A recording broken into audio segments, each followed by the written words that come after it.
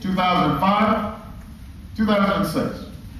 In 2007, I proposed that we should begin bringing our troops home in an orderly fashion. We could be as careful getting out as we were careless getting in, and we could have had our troops out by March 30th of next year. The President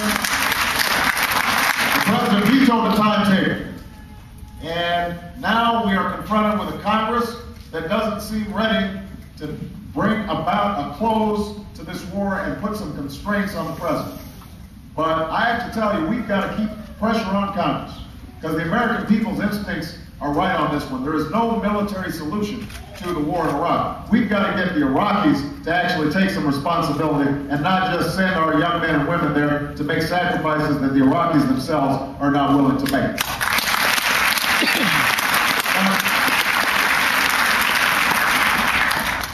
But I have to also say this, that the changes that are needed extend beyond just ending the war in Iraq.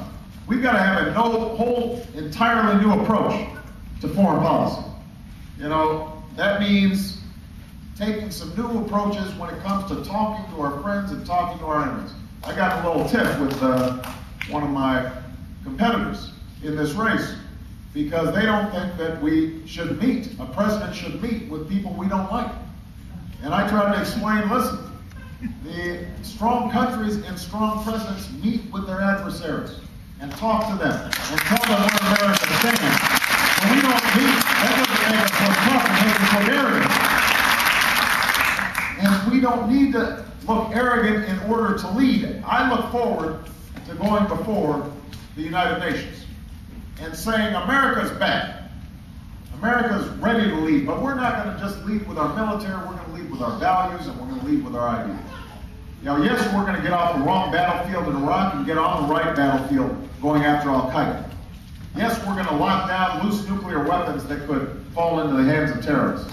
But we're also going to spend time focused on issues that have to do with our long-term security, like building schools in the Middle East that teach math and science instead of just hatred of Americans, like dealing with HIV/AIDS in sub-Saharan Africa, like bringing an end to the genocide in Darfur, and because we're not a country that puts a blind eye to fraud. We are going to close down Guantanamo, and we're going to restore the right of habeas corpus, because that's who we are as Americans. We're not people who lock folks up and that's how we're going to lead. That's who we are as Americans. Now, sometimes when I talk about these kinds of changes, the folks in Washington, they roll their eyes and they say, oh, he's talking about hope again. He's so naive. He's a hope peddler. He's a hope monger. Well, I stand guilty as charged. You know, I am hopeful about America. I know that the pundits consider this a symptom of lack of experience.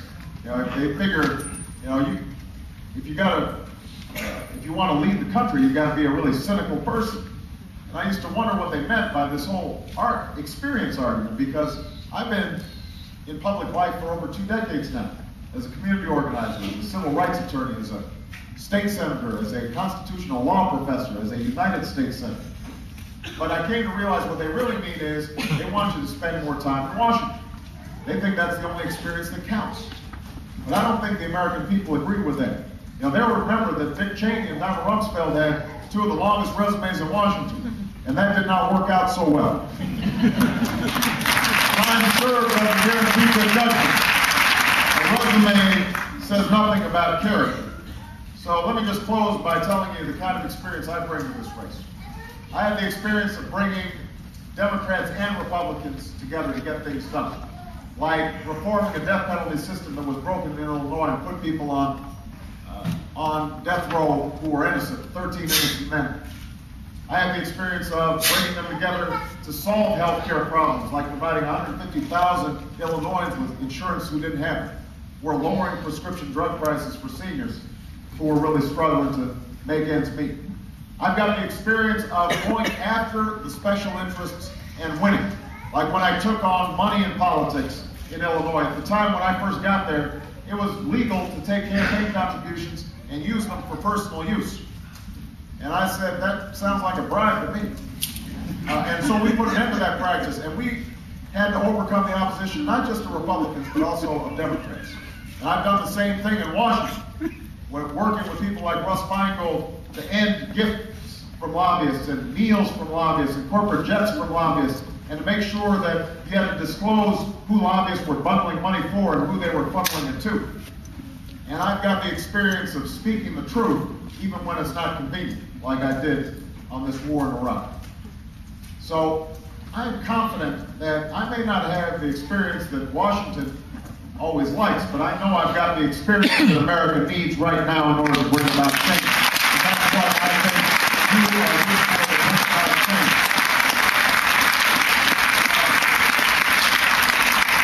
Let me just say this. I am reminded by events, and if not by events, then by my wife, that I'm not a perfect man. I'm reminded of that every day.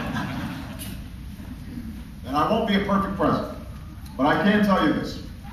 I will always tell you what I think. I will always tell you where I stand.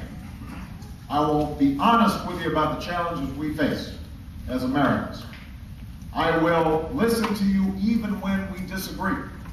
And most importantly, I want to open up the doors of our government back to the American people so that they can participate in democracy again. Now that is a hard thing to do. You know, it's a lot easier to be cynical and just say nothing's going to change and to walk away from the process. So there are easier choices to make in this election. Folks who will make a lot of promises and say, you don't have to do anything. But I'm not going to make those promises. What I'm asking for you to do is to pay attention and to be involved. Because the cynics, those who treat politics as a game, they're counting on you not getting involved. And I want you to be involved. I want you to participate, and after you leave this event, I hope that this is not goodbye, I hope it's hello. I hope that after this you are becoming a volunteer, you are getting involved, you are knocking on doors, you're filling out those sign-up sheets, you're becoming a precinct captain. That's what we're going to need to really bring about change, is your involvement in this campaign. You know, so I just want to say this. You know, if you believe that it's possible for us to no longer just be a collection of red states and blue states, if what you're looking for is a president of the United States of America, if you don't just have to put your trust in my abilities to lead this country, but also want to put trust in your own ability to make a difference, then I'm asking you to believe in this campaign, I'm asking you to believe in yourselves, and I'm asking you to believe in that dream that we call America. Thank you very much, everybody. Thank you.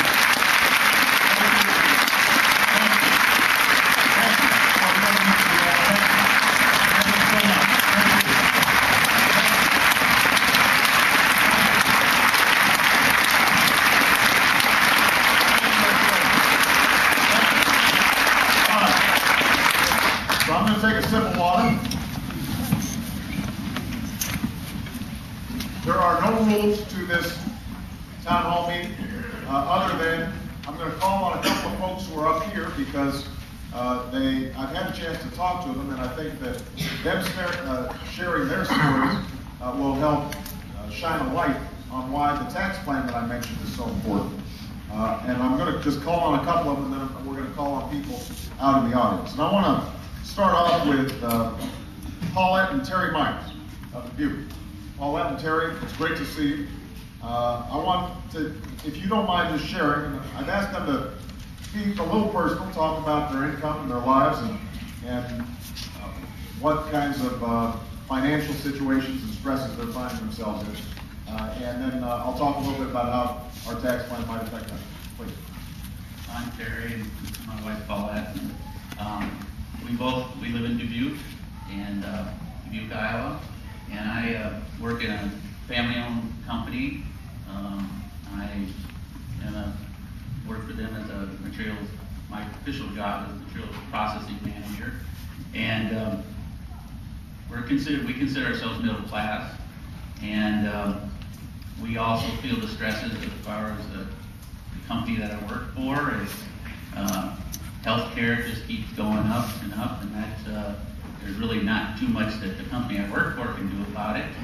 They do the best they can and try and keep the amount that we have to pay as far as down as they can. And our biggest thing